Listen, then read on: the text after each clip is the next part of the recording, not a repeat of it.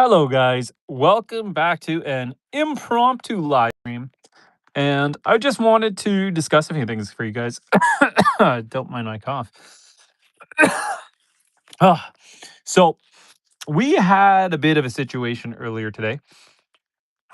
This guy here um, got hypothermic on us, and it can happen super fast. Um, you're not on a tripod, so sorry if I'm moving you guys around a little bit. But what happened was this guy started letting some cries out from the barn, and when we found him, he was kind of face down on the ground, and so we rushed him in the house. And they're going hypothermic when their mouths get cold. So when you put your finger in their mouth and their tongue feels cold, it means that they've lost the ability to circulate heat in their body. And so the way that we got him to perk up right away, sorry, there's I'm in the hay and I was stirring it all around for them, so I must have inhaled something. But the way that we were able to bring this guy back into the safe territory, I filled up a big pot of hot water, around 105 degrees Fahrenheit, so not too hot to touch, like comfortable bath water. And I actually put him in a garbage bag and put submerged his body into the hot water and just made sure that he didn't get wet. And I kept him in there, held him in there for about 7 minutes before transferring him. Mama's blocking them. Before transferring him into a laundry basket with a towel by the fire. And then I grabbed little brother here and I moved him. I moved him to be with be with him, just so they're both warm. Up here in northern Canada today, it was minus 22, minus 22 Celsius, maybe minus 23 Celsius. And we started letting these guys out of their pen and in with the bigger animals. But I guess today with the wind, it was just too cold. And so we almost lost this guy due to hypothermia. So I moved him into my birthing pen, which is tarped off and small tarped off with a heater on the wall. And I kept him in the house, both of them in the house for about 5, 6 hours, and he perked right up. And so I moved him in here, gave him lots of fresh grain and hay, and I've got Mama locked in here with them, and so they got some milk off her, so they're good. But it was close. We almost lost the little guy. If we weren't home or weren't paying attention. And it's another good reason that we have a baby monitor set up in our barn so that we can hear the animals. So we heard him let out a couple cries, and that alerted us to him not doing so well. And Robert, how are you doing? Robert says, "Hello, stranger," or should I say stranger than me? Just kidding. Glad they are okay. We are in a major wind event up here. On this side of the northern parts of America, we don't have too much wind, I would say, but it was definitely cold, around minus 25 Celsius with the wind chill. So that's what's that? Minus 14, minus 15 Fahrenheit. She was chilly today, and so we moved these guys into the birthing pen. And like I said, I've got him right up against this heat pad so that he stays nice and warm here tonight. And I just wanted to go on the live stream while I'm monitoring him, making sure that he's doing okay. Um, we'll see. We'll see if he doesn't really perk up, or if he's not, if he seems to regress, I'll just bring him in the house for the night. But he's snuggling right here with mom. They're in a warm corner now, and I gave him lots of time to warm up, and he was walking around and he seemed fine. But he's obviously going to be really tired because he was having a hard go. Having a hard go. But yeah. And then this pen here, I already had it set up, tarped off, and a heater because I've got a couple goats that are due any day now. Honestly, I thought they were going to have their babies a week or two ago, which would have been better because it's freezing out now. It's gotten a lot colder. But yeah. Robert at Curmudge Inn says, normally we do not have much wind at the house. We are a steady 10 to 25 miles per hour with a gust of 70. That's a massive gust. And Wasilla, Alaska has been having gusts up to 80. Walmart lost part of their roof. We do sometimes, where I am, get some windstorms. Not normally, I would say not normally in the winter, but we do get tornadoes up here. It does happen.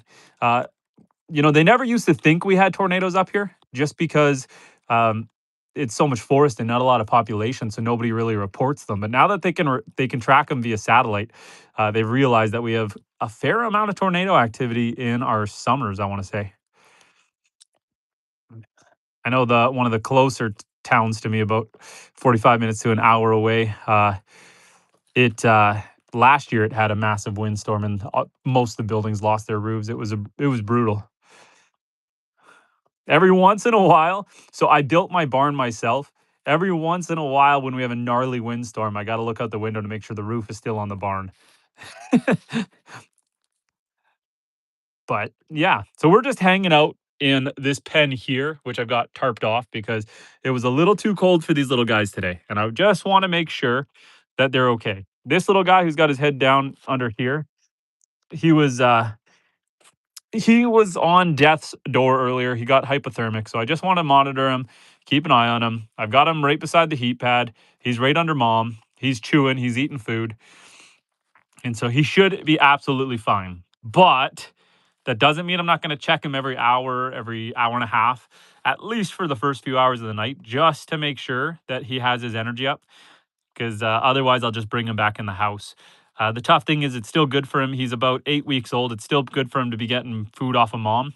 And so I don't want to take him away full time here overnight if I don't have to. If he's fine, I'd rather just keep him out here. And then he also helps keep brother warm because they can snuggle together. And Robert says Southeast Alaska had a 7.0 earthquake in the area that our guest Devin from Glacier Shark lives. They have had about 25 aftershocks over 3.4 to 6. I never really think about Alaska getting earthquakes, but I guess that kind of makes sense. You are on the same coastline as California, which we know gets earthquakes. Um, far far enough away from water and stuff that it wasn't too much damage, I assume. So yeah, let's uh uh, let's flip you guys around and chat. Oh, there we go. So I feel like even though it's minus 25, my hair's got a ridiculous part in it right now. I feel like even though it's minus 25, I feel like I could probably spend the night in here. Let's try to fix that a little bit. Ugh. I feel like this is a pretty decent little shelter. I've got hay on the ground, uh, lots of hay. I've got the roof up here tarped in, and the walls aren't insulated, but it is all plywooded off. So I feel like if I had to, I could sleep in here relatively comfortably, minus the mice. There are a few mice that want to roam around. They come in along the walls here, but otherwise, not too bad. But yeah, I just wanted to monitor these guys. And Kui Dave's Philippines, how you doing? We're just hanging out in the barn right now because I'm monitoring these little guys because it's cold tonight. And this little guy, I had them out in the field with the other animals, and he got a little hypothermic on me, and so I had to bring him in the house, warm him up, and bring him back to life here. So I just want to be nearby, hang out in the barn for a bit. So I figured, why not live stream while we're hanging out in the barn? Makes sense, right? So figure just come and chat with you guys. Hope everyone's having a fantastic Saturday. Today was a cold day, but it was a big day just trying to get stuff done around the yard. We're starting to get a lot of snow up here in northern Canada, and so trying to keep all the pathways cleared. Brian, Poverty Hill, how you doing, Brian? Just chatting about the fact that we're hanging out in the barn with these goats because little man here, he had a near death experience today. So goats like this, generally at 8 weeks like this, they're fine to be out in the fields with all the other animals. As long as they're with mom, they're relatively safe. But we ended up having a really cold one today, and the wind chill picked up, and it got down to about minus 25 Celsius. And so we found him letting out a few calls, and he was getting hypothermic on us. Um, Rain, no, this one's had her babies. This one's had her babies. But the other ones, I've got a few that are pregnant. They're in the other barn. So I have this area set up. I've got the roof tarped off and I've got a heat pad on the back wall. This is my kind of warm area for when one of the others have their babies. So at this temperature, I'd have to bring the babies in the house for the first couple days. But after the first 24, 48 hours, I could move them into this area with the mom, and they should be fine because it's small, it's tarped off, and has a heat pad on the wall. Um, so this area I already had ready to go as an emergency kind of shelter, and just because uh, Frou Frou is now actually rehomed because we were well, sorry, because we were bottle feeding her. We talked to the people who we were selling her to, and because she um, was already on the bottle anyway, and they didn't mind continuing. She is no longer on the homestead. But these guys, they are, yeah, just they're just chilling, just making sure that they stay warm. Just making sure they stay warm. Like I said, I have a heat pad against the wall there that they're all snuggled against. I've got the straw all fluffed up around them so that they've got lots of protection. This area has no drafts; it's pretty warm, and so just want to make sure that they are doing well. And Rain says, "I am happy for her." Yeah, so little stallion here and white knight, they're just snuggled into the corner. The other thing with keeping Frou Frou around is these guys are getting to that age where we would have to if she was still here, we'd have to castrate them um, because we don't want them to, you know, try to mount her and try to get her pregnant. She's way too young for that, but we don't want them trying. And so yeah, now that they're not here, we can keep these guys intact for a little longer. I'd like to find a buyer for these guys, but in the meantime, I can keep them intact. And so yeah, the white guy there, he's doing fine, but the black one there, he almost went hypothermic on me today. So we had him in the house all day after warming him up. So I just want to monitor him, make sure that he's going to do well. And Compa says, "Yo, hello, brother. 14 likes. Thank you." And Kermudge in says, "Cute little buggers. They are when they're not dying." And Compa says, "We got a baby yet?" No, not yet. But we almost lost this black one here. He it ended up we had a cold snap. So we were letting them out in the fields with the other goats for the last week. And then out of nowhere, today it got down to about minus 25 Celsius with the wind chill. We just got a massive cold snap, and I guess it was just too cold for him, and so he started going hypothermic on me, and so I had to get him in the house, get him warm. I had to put him in a garbage bag, but as you can see, he's moving around just fine now. I had to put him in a garbage bag and submerge him in warm water to get his internal body temperature up fast, and then I just had to monitor him for the day. Um, Let me spin you guys around so you guys can see them easier now that they're back up and about. And so, yeah, we just had to make sure he was okay. And so I'm just hanging out in the barn, giving him some snuggles, making sure he's okay.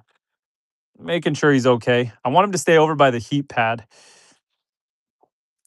Yeah, it was it was a close call. It was a close call.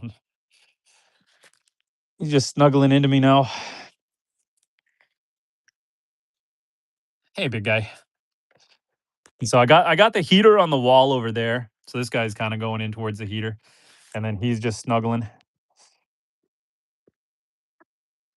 I put some grain down. I gave them half a bucket of grain so that they could all eat some grain. There's some fresh hay in here for them to eat. Lots of straw, lots of bedding. So everyone should be doing good now. But I do want to monitor this guy to make sure that he has a good night. And Rob says, just bring your sleeping bag out and hang out with them for the night. You know what, Robert? I had a idea. I think it's a crazy idea, and I think it requires my wife to not be in town because she'll never let me do it.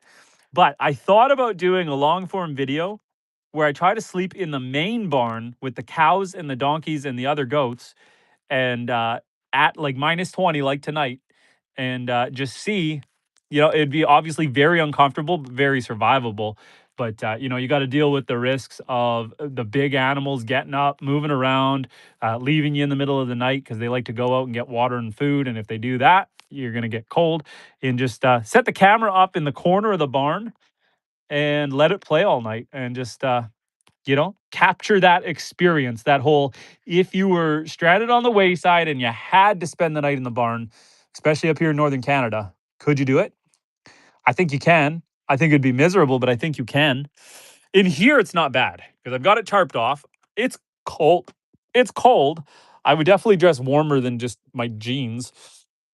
But if I was to sleep out here, but yeah, so this guy's just chilling. And Compa says Noah's Ark, and baby wants to nibble. Yeah, this guy's just coming in for a snuggle. Oh, come here, big guy. Here, we can uh we can set up this way. Oh boy. And so, yeah, we're just trying to figure out a way to get the light decent enough in here, but we're just chilling with the baby goat. And Compa says, what would you eat to survive? Well, if it's just a night, I wouldn't have to eat. If I needed to survive, I got some food kicking around in my lap. So if I had to survive, I think I could. But it's more just about the experience of spending the night outdoors in the barn, and how miserable that would be. But showcase my misery for you guys. We'll see. And Brian says I've slept in some cabins that were pretty much not much better than a barn. Yeah, I mean this section here is not bad. I've got a roof. I've got four walls. The only thing that would be uncomfortable with this section is the mice, but this side's not bad. The other barn with the bigger animals, it's a little more open to the elements and not nearly as fun. Not nearly as fun. I got a couple holes in the roof in one spot, so if it's a heavily snowing night, the animals avoid that area. But yeah, we're just chilling with this guy. We're just chilling with a baby goat tonight. Anyone got any big plans for tomorrow, for Sunday? Anyone do anything crazy today? I was mostly just doing yard chores, just keeping up with, various tasks. Fired up the skid steer, plowed snow, moved some hay around. I had to. I was a little late, but better late than never. Had to tuck some of my quads into my sea can and rearrange some stuff so I can plow different areas easier. And obviously, this guy ate up some of my day because I had to make sure he survived. So I had to keep this guy alive. And then did popcorn. Oh yes, did popcorn in a movie with the boys tonight. We watched a movie. It was on Disney Plus. It was called Almost a Christmas Story. It was only a little short, 25 minutes, and it was fantastic. I actually really liked it. It was kind of my style. It was kind of like a stop motion wooden art style, and it was very good. And Brian says, out photographing some wildlife today. Guys, if you guys haven't checked out Brian at Poverty Hills yet, go check him out. Some of his wildlife shots are fantastic. Brian, I was watching one of your videos, and I think maybe it was an older one. I didn't see the date stamp on it, but it was of a beaver going and visiting some snapping turtles. Um, was that new or was that older? That was quite the video. Two snapping turtles on the bank, and then a beaver swam right up to them. And Evan says, dude, are you sleeping in the barn? You know what? This guy had a near death experience today. He got a little hypothermic out in the field. The wind picked up and it got down to minus 25 with the wind chill. And I found him out there not doing so well. And so I had to bring him in the house, warm him up in some warm water. I put him in a bag, submerged him in warm water so he stayed dry but warm. And then I had him by the wood stove all day. And so I'm just giving him some snuggles, just making sure he's okay before bed. So I figure why not come hang out in the barn with a goat until just to make sure he's okay. And Brian says that was from earlier this year. Everything is frozen now. That's what I thought. I didn't think that was current, but fun to see the old ones resurface. And Compa says, how did you decide where to build your off-grid setup? So the cabin was already here when I bought this property. I turned the cabin into it was a 3-season cabin. I turned it into a house. So I had to insulate it, gutted it to the studs, insulated it. I had to rip out all the water lines, which I found out too late when the water lines froze. So I had to rip all the water lines out, dig them deeper, and replace all the water lines. And I basically the cabin was already here, so adding to the solar setup and making it fully off grid, like it was already not hooked up to hydro and stuff. So uh, yeah, it wasn't really so much where would like how did I decide where to build it, so more than converting an existing property. The barn and everything, all the outbuildings I put here, but they just made sense where I put them. Like basically there was already a field here, and so I just put the buildings along the outskirt, like between the field and my house, close enough to the house that I could come out here and do the animal chores without having to hike for it, but far enough away that their pee and manure and all that isn't going to run off into my well. So yeah, yeah, that was kind of the gist of it. Oh, you little bum! Just got to make sure this guy is okay. I'm gonna move him from my lap. I'm gonna go set him right beside the heater, right where that guy is. So bear with me 1 second because I wanna move him right onto the heat pad. So let's just set you guys up right here. And you, I want you right on this side of your mom. Right there. Right there. Okay. So now I got them sandwiched in between with that heat pad. That heat pad is quite warm. Almost too warm to be pressed against it like that, my man. But I suppose when you got that thick hide, you can tolerate being right against it like that. I mean, he's not gonna burn himself. If he gets too hot, he's just gonna step away from it. But yeah, just wanted to make sure they were okay. And Compa says, "What's your favorite spot on your property?" Um, you know what? I have this beautiful. Okay, I'm gonna say two of them. One is obviously got to be the beach. On the south side of my property, I have a beach. So it's a 156-acre peninsula. The water goes all the way around, but the south side has a beautiful sandy beach and a relatively shallow bay. It's so nice for swimming. Now, beyond that, my number two choice, halfway down the property is a cedar grove. It just opens up into giant mature cedars. The land is dry, and so you can just go wandering in there for hours, just wandering between the trees. Yeah, it's a really nice spot.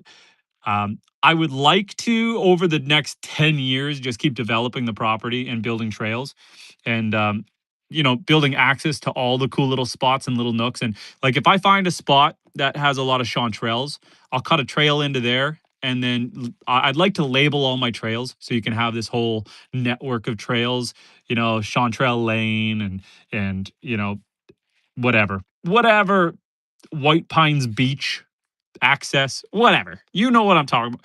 Name it all, something creative, and just have a whole network of trails throughout the whole property. Ibrahim, welcome back. And the baby goats are getting bigger. Yes. I was saying earlier, we had a near death experience with the black one here. He was out in the field and he got a little bit hypothermic on me. The wind picked up and it just got too cold. And so I had to get him in the house, get him warmed up, and spent the day in the house. So now I've reintroduced him out here. He's moving around, seems fine. He's a little lethargic because, he almost died. But he's eating, he's snuggling, he's moving. Um, he's digging for some grain right now. So I'm not as worried about him, but I'm worried enough that I thought it'd be a good idea to sit in here for a while. And I figured, why not live stream if I'm going to be sitting in the barn hanging out anyway? And then I can chat with you guys and kind of explain that situation. Ken Nichols, how you doing, buddy? How you doing, Ken? We're just chilling in the barn. How you doing? I've got this section of the barn with the heat pad. I've got it tarped off. Just to it's in a roofed area. It's in a roof spot, but I got the tarp in here to try to hold a little extra of the heat in and just reduce the space, make sure there's no drafts. Just this is kind of the spot where when we have more babies born, this is their area while they're little, draft free, little area. And so I thought, since it was a cold night and this guy had a rough go, put him in here instead of the main barn. And this way too, it's close enough. Like these goats, they're 8 weeks old. And Evan says, "Yeah, that's cool, bro. They're pets, eh?" Uh, kind of like they're homestead animals. So mama here, when she's done giving them milk, we will milk her, and then we can produce yogurt, cheese, um, butter. She would be good for butter. Um, and so we use the female goats after they've had their babies for milk. And then these boys will probably be sold off because I don't need the surplus boys. We did sell off their sister. Um, so, we just don't need the surplus boys. But yeah, we treat all the homestead animals like pets. And Compa says, what is one thing that's the hardest part of living off grid? You know what? Having animals is hard. Living off grid is hard. Doing both at the same time is very hard. It's just that much more shoveling. It's that much more, having all these heaters going everywhere for the animals means the generator's running a lot more, which means a lot more maintenance and upkeep on the generator. You're doing constant oil changes and keeping an eye on the belts. And when stuff breaks, you got to get it fixed right away. I have a backup generator. The other day, the main one wouldn't start. I had to do some work on it. So in the meantime, I had to use the backup generator. Um, you know, if you have animals and you live on grid, for the most part, it's just plug it and forget. But everything you plug in when you're off grid, you need to be conscious about how much power you're burning, how much voltage your batteries are at. Um, I can't afford to go away for a weekend because, especially in the winter, because if the power goes out, all of their water freezes and all of their heaters stop working, and you got to kind of be aware of that. Yeah, I'd say that's the hardest part. Being off grid itself isn't that bad. I mean, I have to wake up every 2 hours to stock the wood stove. We heat the house with wood only, so every couple hours I got to get up in the middle of the night, so I don't get a full sleep all winter. That's a little rough. Um, but you kind of get into a ebb and flow state where you're half sleepwalking during it. I did. I should turn this light on. I did burn myself this morning on the wood stove. So, I don't know if you can see there the corner of my hand, right where my shadow is. I did catch it on the wood stove. It doesn't look too bad. It's a little red though. I don't know if you guys can see that. I managed to get ice on it right away, so it's not too bad. But when you're half awake and half sleeping doing the wood stove, uh, these things happen. These things happen. And Evan says, "You seem like you're making good money doing this, though." Evans, I barely make any money doing this. So on YouTube, I've been doing YouTube for 2.5 years. I only got monetized 3 months ago, and I've made about $500 off of YouTube. So $500 in 3 months doing YouTube. So I mean, it's not a lot. It's not nothing, and I'm grateful for it. But we don't do it because it's this massive money maker. We do it because this is our lifestyle, this is our hobby, and I think it's kind of interesting and worth sharing with people. Um, and then the animals. I mean, hear me out. Hear me out.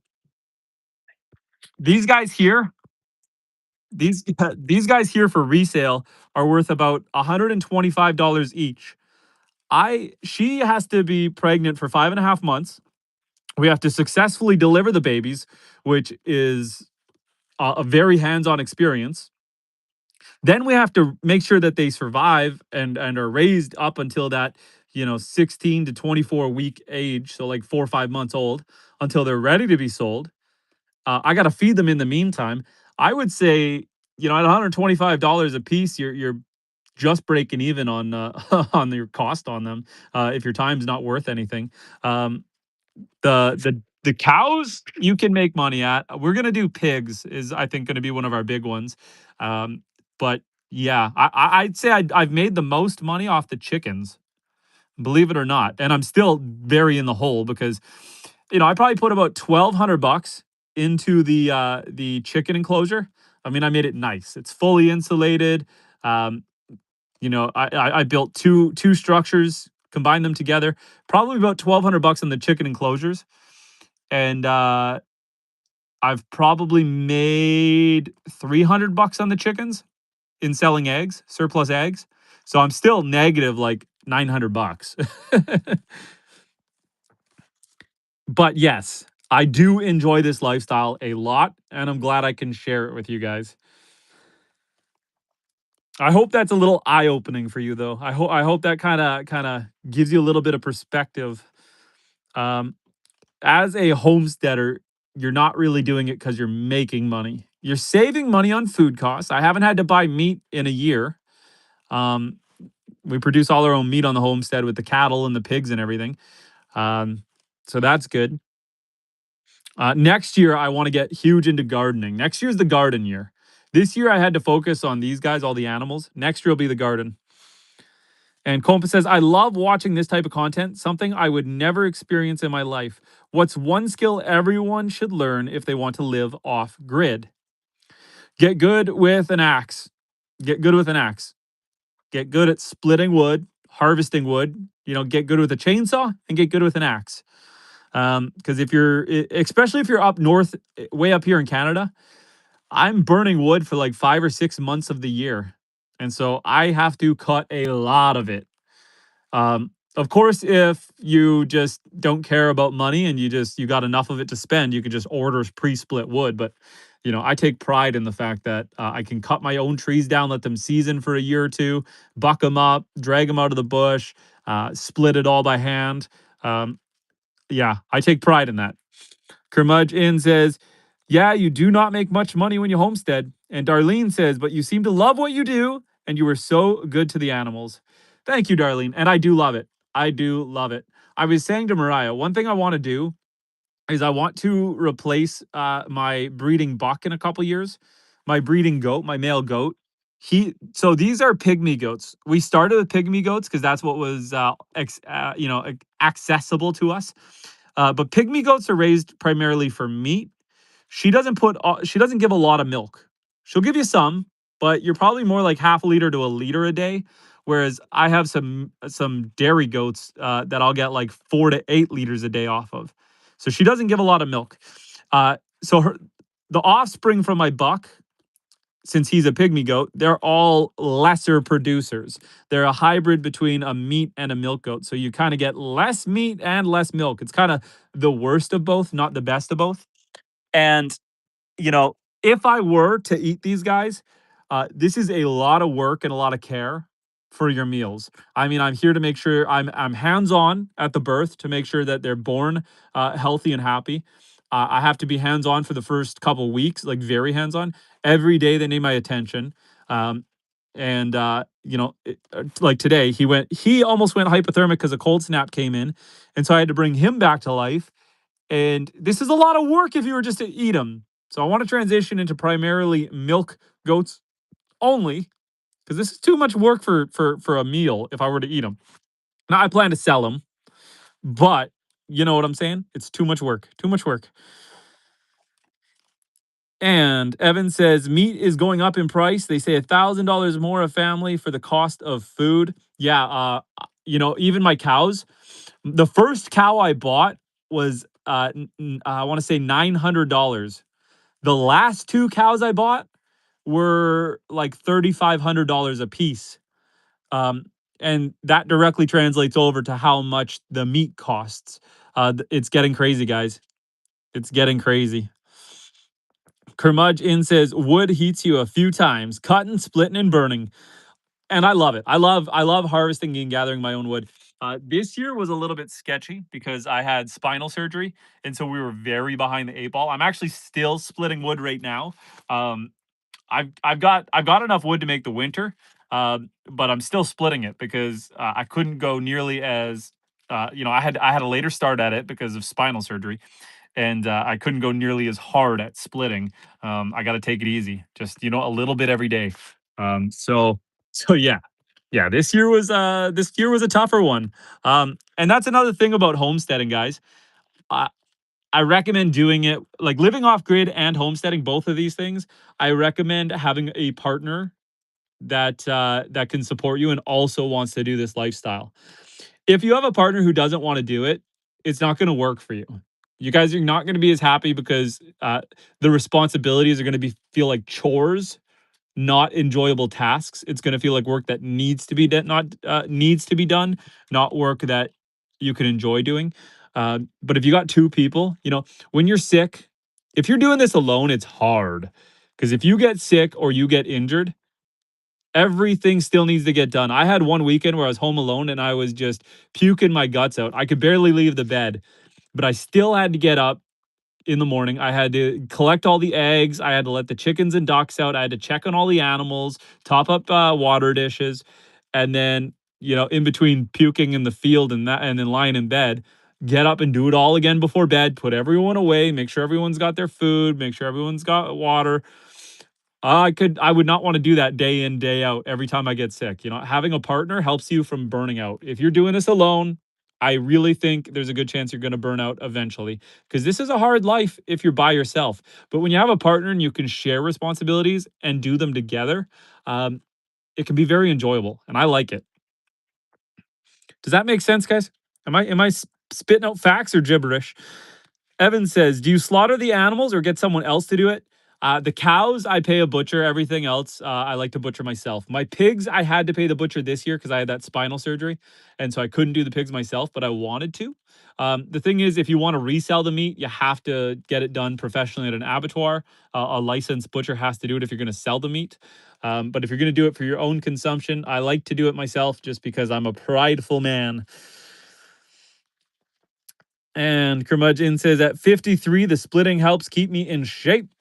And Kompa says, what's the first thing you do in the morning when you go outside?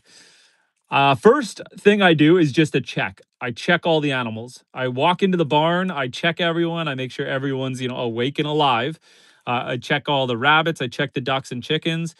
And then I would say the next step is to collect eggs. I like to collect the eggs first thing when I'm doing that check. So I collect all my chicken eggs that have been laid overnight because you don't want them freezing. And in the summer, you don't want them out there baking. So I collect all my eggs first, bring those back to the house. And then I go around topping up everybody's water. And then I usually go around with a bucket of grain like this. And I give every animal some grain just to get their morning energy up. You give them some grain, it gives them those sugars and nutrients just to get their day started. Um, then usually I'll just do a quick perimeter check of my fencing, just make sure there's been no predators. Um, and then yeah, pretty well after that, the animals take care of themselves for the rest of the day. Um, once a week I gotta throw a new hay bale in the field. Just once every 5-6 days or so, I gotta throw a new hay bale in the field so that they have food. But otherwise, it's about a half hour of chores in the morning and about 20 minutes in the evening. It's not that bad. Yeah, I gather firewood in the morning, to restock my wood stocks to bring in the house. I don't like keeping too much wood in the house because the wood houses sleeping bugs and insects, and I only bring enough that I'm going to burn throughout the night and then throughout the day, and that way the bugs don't wake up and start crawling out of my wood. Oh, I gotta switch positions. My legs are falling asleep. Ugh. And Cake Sweet says, "Is this the goat that was in labor last month?" 2 months ago. This one had her babies 2 months ago. And yeah, Cake, I'm sure it's the same one. We almost lost this black one today. We had a cold snap come in out of nowhere.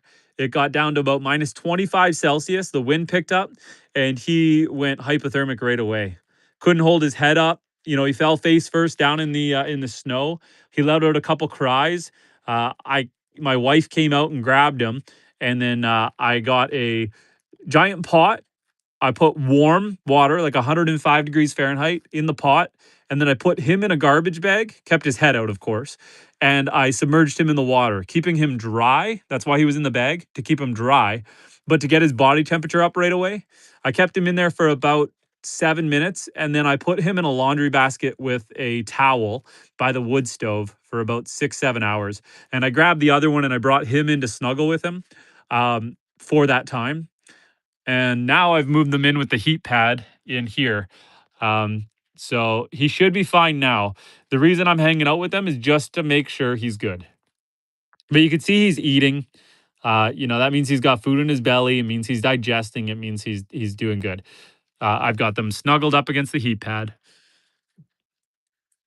And so, yeah, we've spent about 40 minutes out here. Maybe I've been out here an hour. I started live streaming after I was already out here for a while, but just making sure they're okay. And Robert says, got to run, my friend. Need to cook up some food. Have a great night, everyone. Guys, go like and subscribe to Curmudgeon Alaska. He's a much bigger channel and a fantastic dude. Go check him out. And funny and insightful is in the chat says, "Hello, my friend. How are you? A little bit cold, but doing good. It's we had a big cold snap come through here, but yeah, we're doing okay." And Compa says, "Do any of your animals have quirky habits? My dog tends to eat plastic. Evie, one of my goats, is very good at jumping. Um, she she makes everyone else jealous because when I've got all the fencing secured, she's the only one who can get out because she can jump over the 4 foot fence. She's an athletic little girl. Um, this guy, when he went hypothermic, he went face first down in the ground and his butt was sticking in the air. So that was quirky. Not a good situation, but quirky. Um, yeah, otherwise, I don't know. I don't know if anyone has any real quirks per se. Um, they're just all fantastic animals. I got no, well, maybe if I let them, these guys would eat plastic, but I'd say I got no plastic eaters around here. And Cake says, "I remember the goat was having issues pushing him out. Glad the baby goat is fine." Yes, they're doing well. They're doing well, minus the cold. Doing well, minus the cold. But these guys are snuggled up by the heater now. I'd like that. I'd like them to lie down. I don't know why they're standing. It's like it's bedtime. Lie down, guys. But whatever. I'll let them do what they're gonna do. Well, guys, I'm gonna keep this one short tonight. I'm gonna wrap this one up a little early just because I wanted to come out here, make sure they're okay. But I'm not gonna lie, I'm getting cold just sitting here. So I'm gonna wrap this one up. I'm gonna come check on him again in another hour. But it's time for me to go warm up by the wood stove. So I appreciate you guys coming and hanging out. And until next time, I'll answer Copa before I go. Which animal do you enjoy spending the time with, the most time with? I want to say the goats are still my number one animal, but we got donkeys recently, and I've been spending a lot of time with them because I'm trying to really warm them up to the homestead, and they're really sweet. I'm really liking the donkeys. Um, the donkeys, I can pat them. Jenny, I'll sit on her. I don't actually ride her because I'm probably too heavy for her, but she lets me hop on her back and just hang out with her. And yeah, the donkeys are a lot of fun. But the goats are there's something special about them. I hear a mouse in this corner. There's a mouse somewhere over here about to pop out on me. Anyway, I hope you guys have a fantastic night. I'm using you guys as a flashlight so I can see where this dang mouse is. I hope you guys have a fantastic night and stay warm, my friends. Crystal, we're just ending the live stream because I got to go inside and warm up. But I appreciate you stopping in and saying hi. Have a good night, everyone. Take care.